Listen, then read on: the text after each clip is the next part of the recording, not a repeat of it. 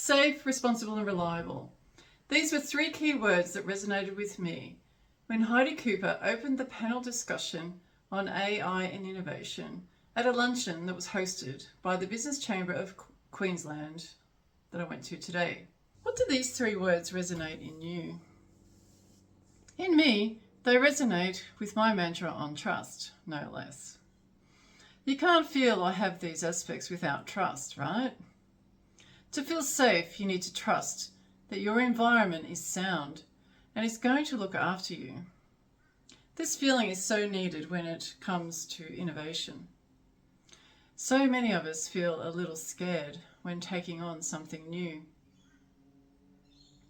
especially when that's attached to unreasonable expectations, like it must cost this much and it has to take this long. Oh, and don't bother about failing. We can't have that. How can anyone feel safe in that environment?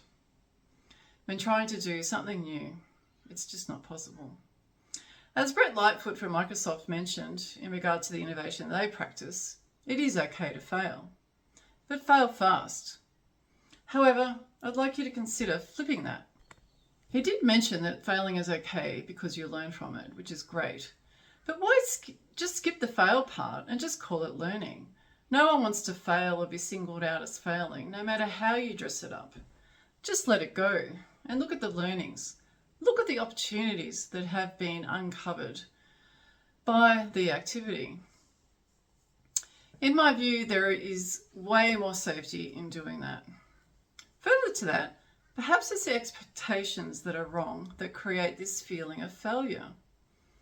What about flipping that mantra to having expectations around trust? Instead of measuring time and cost like we normally do, what about we measure trust? We can ask, do our leaders, our stakeholders, our team members, our customers, do they trust that this problem is actually worth solving? We can ask, do they trust that we have enough resources to allow this problem to be solved, to create the new solution? And do we trust our collaborators? If you have a high level of trust in all aspects of the innovation process, then you will have a high level of security, of feeling safe. And if you have a process that picks up on issues that may arise that could erode that trust, then everyone feels secure that their safety is being looked after. Safety around AI is a huge topic at present, and for good reason. So how can we feel safe with AI? How can we trust it? Perhaps it is only when we can be sure that it is responsible and reliable, as Heidi mentioned. Now, being responsible, how does that relate to trust? If a solution is responsible, then it has the appropriate governance structure around it. It will be ethical, it will be sustainable, it will comply with standards, etc.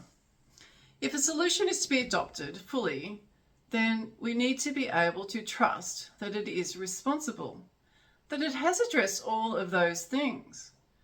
For example, the new bridge that is being built has followed appropriate standards required of responsible engineering. Therefore, I can trust that it is safe to walk across. And with AI, what standards does it need to comply with?